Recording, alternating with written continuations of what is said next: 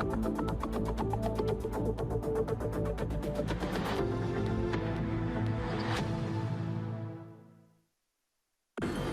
la une de l'actualité, le syndicat national des fonctionnaires de l'éducation se tourne vers les autorités de la transition afin que soit appliquée la loi 0421 portant statut général de la fonction publique. Ils étaient face à la presse hier pour donner de la voix. Et puis, l'axe Téhéran-Ouagadougou se renforce davantage après la présentation de la lettre de créance de l'ambassadeur de la République islamique d'Iran. Mojtaba Faïgui a été reçu en audience par le président de la Chambre de commerce et d'industrie du Burkina Faso. Les relations économiques entre les deux pays étaient au cœur des échanges. Voilà, décliner les titres du 13h de ce 13 juillet 2023. Merci de nous suivre. L'hebdomadaire Conseil des ministres pour ouvrir ce journal, plusieurs sujets d'intérêt national étaient sur la table de discussion, notamment la création d'un comité national d'organisation pour la préparation des étalons à la CAN Côte d'Ivoire 2023 et l'adoption d'un projet de décret portant modalités et passation des marchés publics dans le cadre de la mise en œuvre des projets spécifiques. Un avant-projet de loi portant modification de la réglementation des services financiers décentralisés a également été adopté. On écoute à ces sujets la ministre déléguée en charge du budget, Fatoumata Bako Traoré. Le Conseil des ministres vient donc d'adopter le décret portant modalités de passation des marchés pour la mise en œuvre de projets spécifiques. Il faut dire que l'adoption de ce décret-là va permettre en tout cas au gouvernement d'assurer une célérité dans la mise en œuvre des projets, surtout que nous sommes dans un contexte assez difficile, le contexte sécuritaire avec son corollaire de crise humanitaire. Donc, ce qui demande que nous puissions mettre les textes, que nous puissions aligner les textes donc, sur ce contexte-là. Alors, en termes d'innovation de ce texte, c'est que les projets spécifiques qui vont être donc définis par des différents ministères seront arbitrés par le Conseil de ministres et ensuite arrêtés et vont faire l'objet donc de l'élaboration d'un arrêté qui va donc permettre aux autorités contractantes de pouvoir accélérer la mise en œuvre donc, de ces projets spécifiques-là. Autre innovation, c'est la question du contrôle, surtout le contrôle a priori, sur lequel on va devoir mettre donc un accent assez important pour permettre à l'ensemble des institutions de contrôle, la SCE, l'IGF et toutes les structures de contrôle au niveau des différents ministères de pouvoir jouer donc un rôle pour le contrôle de ces différents marchés qui vont être passés. Et également, la question des sanctions n'a pas été occultée pour permettre que tout un chacun puisse faire le travail selon la réglementation en vigueur. Pour ce qui est donc du deuxième dossier, qui concerne l'adoption de l'avant-projet de loi portant modification de la réglementation donc, des services financiers décentralisés. C'est un texte qui va nous permettre, au niveau du Burkina Faso, de pouvoir capter tous les avantages liés donc, à la finance islamique. Comme on le sait tous, qui est un nouveau mode de financement avec tout ce qu'il y a comme avantage donc, autour de cette finance islamique. Donc, l'adoption de ce texte également va permettre aux différents systèmes financiers décentralisés de pouvoir capter pleinement et suivant la réglementation en vigueur, en tout cas, toutes les opportunités liées à la finance islamique. La République islamique d'Iran, elle, s'engage à améliorer les relations économiques entre Ouagadougou et Téhéran. Son ambassadeur au Burkina Faso, Mojtaba Faïgui, a été reçu en audience hier par le président de la Chambre de commerce et d'industrie du Burkina Faso. Les deux personnalités ont échangé autour des questions économiques et commerciales et dégagé des perspectives pour un partenariat plus fructueux sur les matières comme l'or, le coton et les autres produits pétroliers. Sandrine Bonkungu et Benjamin Kwame pour plus de précisions. À la Chambre de commerce et d'industrie du Burkina Faso, Mahamadi Savadogo reçoit Mojtaba Faïgui, l'ambassadeur de la République islamique d'Iran. Au cœur des échanges, la question économique et commerciale entre l'Iran et le Burkina Faso. Le partenariat entre les deux pays étant moins renforcé, c'est donc un premier pas que pose le diplomate. Les retombées dans les échanges commerciaux seront bénéfiques pour les deux parties, surtout que l'Iran exporte plus de 500 produits chimiques dérivés du pétrole ou du gaz naturel. Les relations commerciales entre les deux pays ne sont pas assez développées, mais il y a la volonté politique pour le faire. Il y a des produits divers qui sont exportés de l'Iran vers les autres pays. Il y a 550 produits pétrochimiques qui sont produits en Iran. Les autorités iraniennes, notamment le président et le ministre des Affaires étrangères, m'ont mandaté à développer les relations entre les deux pays. En clair, c'est du gagnant-gagnant qui est opéré dans cette coopération et cela donne de bons auspices. Déjà, la CCIBF et la Chambre de commerce iranienne ont paraphé un accord de partenariat dans ce sens. Les bonnes choses se dessinent. D'abord, nous avons signé des accords de partenariat entre la Chambre de commerce de l'Iran et la Chambre de commerce du Burkina Faso. Le Burkina produit beaucoup de choses telles que le noix d'acajou, les amandes de qualité, et l'or, que sont des produits utilisés par la République d'Iran. Également, l'Iran produit des choses, des produits pétroliers, des matériaux de construction, pas mal de choses que le Burkina aussi utilise. En perspective, l'Iran organise en août prochain un salon international du cuir et des beaux produits et machines, un salon auquel est attendu le Burkina Faso. La République islamique d'Iran veut se rapprocher un peu plus du continent africain. Son président Ebrahim Raïssi a commencé ce mercredi 12 juillet un voyage de 3 jours sur le continent. Il devra être au Kenya, en Ouganda et au Zimbabwe, une manière pour Téhéran de chercher à densifier ses relations économiques et politiques en Afrique. La loi 0421 portant statut général de la fonction publique votée en 2015 offre plusieurs avantages aux fonctionnaires du Burkina Faso. Mais son application n'est toujours pas effective 8 ans après, de quoi susciter l'indignation du syndicat national des travailleurs de l'éducation. Face à la presse hier, le SINAFEB donne de la voix. Il demande l'application de cette loi. Le regard se porte désormais sur les autorités de la transition. Amadou Diko nous en dit plus. Le SINAFEB, syndicat national des fonctionnaires de l'éducation du Burkina, s'insurge contre la non-application de la loi 0421 portant statut général de la fonction publique. Pour le syndicat, les autorités précédentes n'avaient pas la volonté d'appliquer ce texte voté en 2015 et qui leur donne droit à des avantages. Toutes les démarches entreprises afin de faire changer la situation ont été vaines. Désormais, les espoirs de ces fonctionnaires de l'éducation reposent sur les autorités de la transition. Les démarches entreprises de 2017 jusqu'à l'avènement du MPSR ont été sans succès en raison de la mauvaise foi et le mépris pour les textes de loi par les autorités d'alors. Nous interpellons Son Excellence, Monsieur le Président de la Transition, chef de l'État, dans son engagement à gouverner par l'exemple, d'œuvrer à l'application de la loi 081. L'autre revendication de ces fonctionnaires du domaine éducatif, c'est la relecture de la loi portant statut particulier du métier éducation, formation et promotion de l'emploi. Cette loi, adoptée en 2020, serait déjà caduque, selon le SINAFEB, et ne répondrait pas aux défis actuels des acteurs de l'éducation. Suite à nos préoccupations transmises par correspondance à Son Excellence, Monsieur le Premier ministre, une séance de travail sur la relecture du statut particulier s'est tenue à la fonction publique le jeudi 25 mai 2023 entre les techniciens de 3 ministères, dont ceux du MENA-PLN, sur instruction de Monsieur le ministre d'État, ministre de la fonction publique. Les conclusions de ces travaux seront reversées au ministère en charge du dossier dans le cadre de discussions à venir et à en croire le DCRPM. En attendant la prise en compte de ces préoccupations, le syndicat national des fonctionnaires de l'éducation du Burkina invite l'ensemble des travailleurs à rester attentifs à l'évolution du dossier.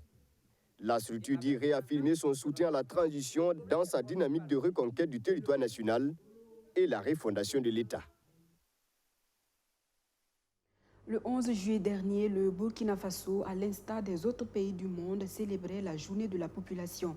À la faveur donc de cette journée, la Direction générale de l'économie et de la planification, en collaboration avec le Fonds des Nations unies pour la population, a tenu une rencontre d'échange autour de la feuille de route nationale sur le dividende démographique, un concept qui vise à faire du potentiel démographique du pays une opportunité économique et force de développement. Archimède Boy. Avec plus de 20 400 000 habitants, le Burkina Faso compte une population extrêmement jeune, dont 45,3% à moins de 15 ans. La population croît rapidement, en témoigne son taux de croissance démographique, estimé à 2,9%. Une évolution démographique qui présente à la fois des défis et des opportunités. Pour relever ces défis et saisir ces opportunités, le pays a adopté une feuille de route en vue de faire de cette population une richesse économique et un levier de développement. Un concept baptisé dividende démographique, expliqué ici au cours de cet atelier, organisé par la Direction générale de l'économie et de la planification pour marquer la commémoration de la Journée mondiale de la population ce 11 juillet. Le dividende démographique renvoie simplement à aujourd'hui la situation que nous pouvons tirer de l'avantage que nous avions de notre population.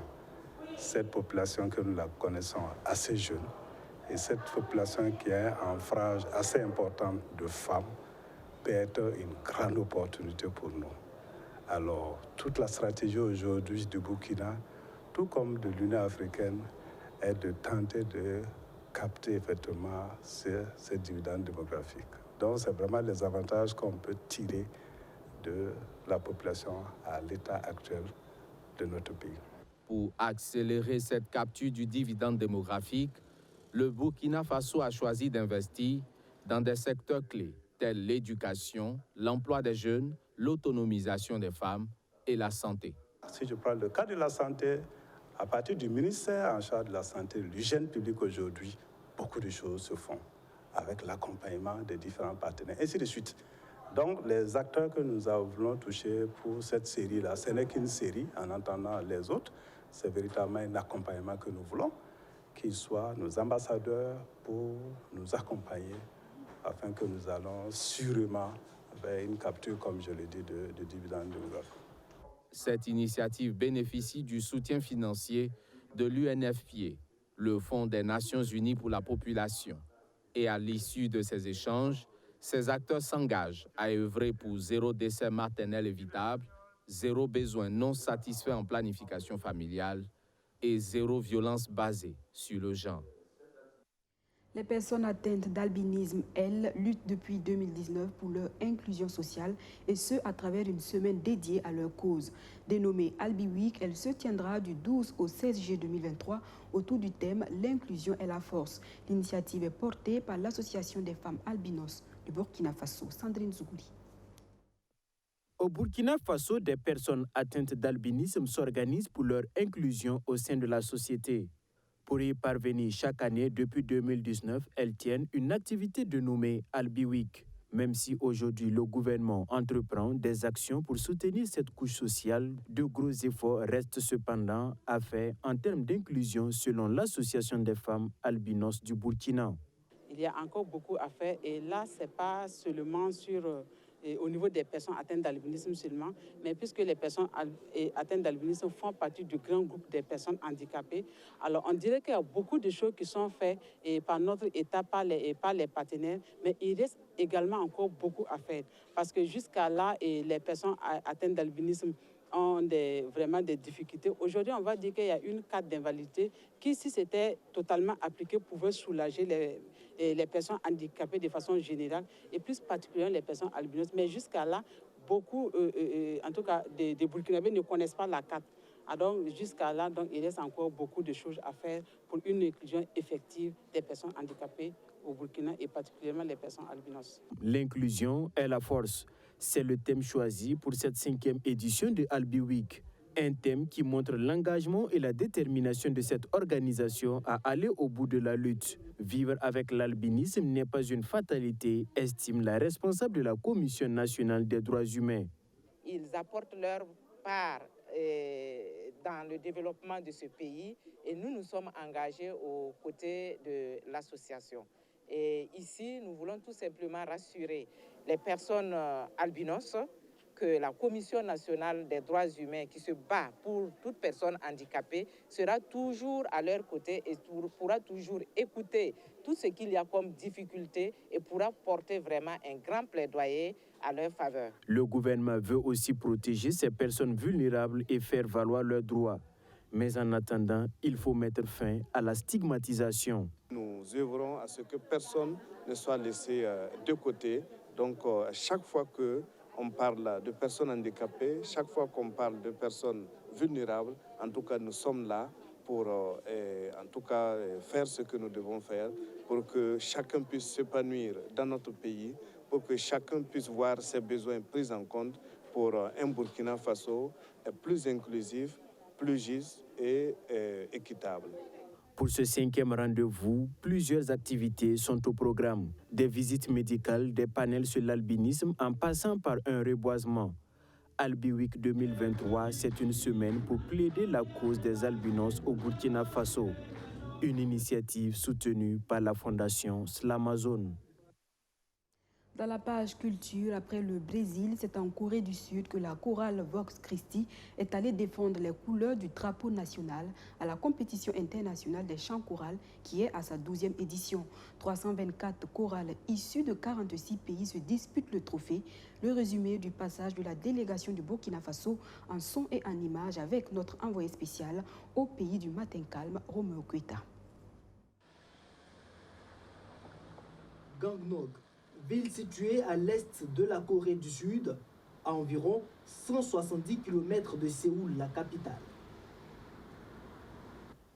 Dans les rues, le drapeau du Burkina Faso flotte fièrement aux côtés de ceux des autres pays du monde.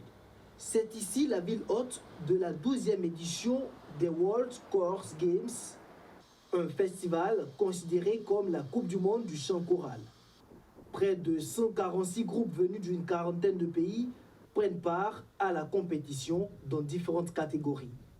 Le Burkina Faso est représenté par le chœur Vox Christi, engagé dans 2 catégories, chœur de chambre mixte et le folklore. Pour ce rendez-vous international, ils sont en mission, alors les consignes sont claires, il faut donner le meilleur. Cette catégorie, elle est à nous. Cette médaille d'or, elle est à nous. C'est à nous de la saisir, à moins qu'on ne veuille pas. Mais je sais qu'au fond de chacun, on veut prendre la médaille. Qu'il en soit ainsi, et que chacun donne le meilleur de lui-même. La catégorie folklore fait la part belle aux compositions personnelles chantées dans des registres autres que l'opéra, avec port obligatoire de tenues traditionnelles pour prester. Une manière de promouvoir la culture de chaque pays invité.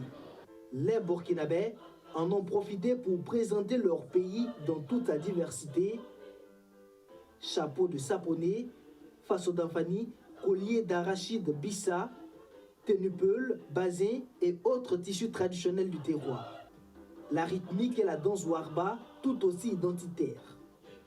15 minutes de performance non-stop pour partager avec le monde entier ce que le Burkina Faso a de plus beau et de plus précieux, sa culture. En Corée, ici, il y a très peu de personnes qui connaissent le Burkina. Voilà. Je n'en ai même pas trouvé comme ça. Les gens connaissent l'Afrique, mais quand on parle de Burkina Faso, ils ne savent pas ce que c'est. Donc c'est une grande opportunité pour nous faire connaître. Et surtout si on arrive à décrocher une médaille, c'est clair que le nom du pays va rester dans les esprits. Chacun des 6 groupes en compétition a proposé 4 chansons. Le principal critère d'évaluation du jury, c'est la créativité. Sur ce point, les ambassadeurs burkinabés croient en toutes leurs chances. On sentait déjà que ceux-là même qui nous regardaient vivaient en réalité la chose. Donc nous déjà, c'est en même temps une assurance pour nous. Je pense que le Burkina Faso va avoir la médaille d'or parce que nous avons une culture très riche, mais un peu méconnu dans le monde entier. Et vu la réaction de l'auditoire, moi je suis très confiant. Les résultats des deux compétitions auxquelles Vox Christi a pris part seront proclamés lors d'une soirée spéciale ce mercredi. Il s'agit du présent spectacle, le folklore et chœur de chambre mixte pour la musique classique tenu 24 heures plus tôt. Sur ce coup, le groupe a été pénalisé par rapport aux concurrents directs à cause du nombre réduit de ses choristes. Faute de billets d'avion, seulement 11 ont pu effectuer le déplacement de la Corée sur 30 possibles. Il faut dire que les résultats officiels de la compétition ont été donnés hier mercredi. La chorale Vox Christi a remporté 2 médailles d'argent dans les catégories où elle a pris part. Avec ces 2 diplômes d'argent, Vox Christi est officiellement reconnue comme chorale répondant aux normes internationales. Elle peut donc désormais compétir dans les catégories des champions et se classe dans le top des meilleures chorales du monde. Nous y reviendrons donc plus en détail dans notre édition du 19h30. D'une compétition, on passe à une autre, mais dans un tout autre domaine, le football notamment. La finale de la 13e édition du tournoi du directeur général de l'ENAREF s'est jouée entre l'équipe de Cadas et A1G2. Et c'est l'équipe de Cadas qui s'est imposée au terme des 90 minutes de jeu sur le score de 2-0. Retour sur le match avec Bamouri Traoré et Maxime Ilboudou. En finale de la 13e édition du tournoi du directeur général de l'École nationale des régies financières, l'équipe de Cadastre affronte A1G2. Pendant la première période, aucune d'entre elles n'arrive à tirer son épingle du jeu. Les cages resteront inviolées. En début de seconde partie, le capitaine de l'équipe de Cadastre, surnommé Romelu Lukaku, inscrit le premier but de la partie. 10 minutes plus tard, il va récidiver en inscrivant un deuxième but sur coup de pied arrêté. L'équipe de Cadas remporte ainsi la 13e coupe du directeur général des régies financières. Bon, on ne peut pas dire que l'équipe adverse n'était pas à la hauteur du jeu. La preuve, vous avez vu qu'en plein mi-temps, on faisait un match nul. Donc, on a dû revoir nos plans de jeu et on s'est remobilisé pour pouvoir marquer les 2 buts. Bon, il y a beaucoup de facteurs qui ont joué à notre défaveur. Voilà, on n'a pas assez de joueurs dans la classe. Voilà, et puis c'est la première année. Donc on ne jouait pas ensemble. Alors que l'équipe gagnante, c'est une équipe qui est ensemble. Ils sont ensemble depuis l'an passé. Et puis c'est 2 classes combinées. Voilà, donc ça fait que bon, ça n'a pas marché. Cette coupe est organisée dans le cadre des 96 heures de l'élève financier. C'est un moment de cohésion et de partage entre les différentes promotions et leurs aînés déjà en activité. Alors, c'est une compétition que nous organisons chaque année parce que c'est une occasion de fraternité, c'est une occasion de brassage entre les élèves qui viennent d'horizons divers et parfois même de pays lointains. Donc, c'est une occasion effectivement de leur permettre de se connaître davantage, de fraterniser entre eux et d'être des camarades, on va dire. Et donc, c'est une compétition qui va se poursuivre. Chaque année, nous allons continuer à organiser la coupe pour permettre en tout cas davantage aux élèves de se frotter et voilà, de s'apprécier. Le directeur général de l'ENAREF a rassuré les élèves de son accompagnement afin d'en faire une activité pérenne les années à venir. Le cyclisme burkinabé suscite de l'admiration au-delà des frontières à travers le Tour du Faso qui est organisé depuis 1987. Si la petite reine burkinabé a le potentiel pour rivaliser avec les meilleurs, il faut cependant des moyens pour l'accompagner. C'est du reste l'avis de Christian Alain, fin connaisseur de la petite reine, qui parcourt les routes burkinabé depuis 2015 et offre des stages de perfectionnement au cyclisme. Le résumé de ses interventions dans ce reportage signé Madizongo et Amadou Diko. L'avenue Charles de Gaulle de Ouagadougou est le temple du cyclisme burkinabé. Sur ce circuit fermé, les ténors utilisent du matériel haut de gamme. Chez d'autres, il n'y a que la passion qui les pousse à prendre le départ. Une envie qui permet de surmonter les difficultés liées à la vétusté du matériel. C'est la passion parce que bon, il y a certains coureurs qui vont le faire sans beaucoup de moyens, mais qui sont passionnés. Et déjà, c'est la première chose. Quand on veut évoluer dans un sport, c'est déjà d'avoir le cœur au sport. Si on n'est pas passionné, on ne peut pas réussir. Donc il faut vraiment de la passion.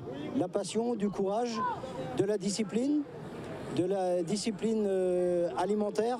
Il faut savoir se gérer. Il faut connaître son corps, en fait. Quand on commence à connaître son corps, on peut augmenter les performances. La volonté seule ne suffit pas pour faire de bonnes performances. Les vitesses moyennes obtenues sur nos routes sont appréciables si on compare les conditions de course en Afrique et en Europe. J'ai été surpris en 2015 que les coureurs ici, à la vitesse où ils roulent, on n'est pas loin des performances de l'Europe. D'ailleurs, Sorgo a gagné 2 courses en Europe. Donc ça veut dire qu'ici, ça avance, ça bouge. Maintenant, ce qu'il faut, c'est des compétitions, puisqu'on sait que le niveau se relève quand on a beaucoup de compétitions. Même si on s'entraîne, on n'aura pas forcément le rythme de la course. Donc il faut augmenter les organisations. Au Burkina, le terrain est assez plat, ce qui est souvent présenté comme un facteur défavorisant pour nos cyclistes. Un argument qui ne fait pas l'unanimité. C'est génétique. On peut très bien être burkinabé et grimpeur. Voilà. Maintenant, c'est vrai que le terrain pour s'entraîner, c'est pas forcément l'idéal pour monter des cols ici, puisqu'il n'y en a pas. Mais c'est au travers de stages qu'on peut découvrir justement la montagne. Paul Daumont, par exemple, a fait de la montagne, donc il sait ce que c'est. Et c'est au travers de ces stages-là, de courses en Europe, qu'on peut, ou même dans d'autres pays africains, hein, on peut progresser, mais le cœur d'un cycliste, c'est génétique. Où on est rouleur, on est grimpeur, on est sprinter. Pour la pérennité d'un symbole comme le Tour du Faso, il faut de l'argent pour son organisation et de la stratégie pour la compétitivité des coureurs. Le Tour du Faso, c'est un fleuron au Burkina. Bon, faut du sponsoring, beaucoup de sponsoring. Comme une course aujourd'hui, c'est très bien, puisque c'est des gens qui amènent des fonds pour organiser. Donc il en faut encore plus, tout simplement. Il en faut plus, il faut accentuer aussi les stages. Je pense que les stages, sortir un peu du pays, aller un petit peu en Europe, tout ça, ça fait du bien. Ça fait voir un autre niveau peut-être. Hein, et puis ça permet de s'améliorer, de grandir. Le Tour du Faso doit se courir entre fin octobre et début novembre 2023. Fin de ce journal. Merci de nous avoir suivis et à demain, j'espère, pour un nouveau journal.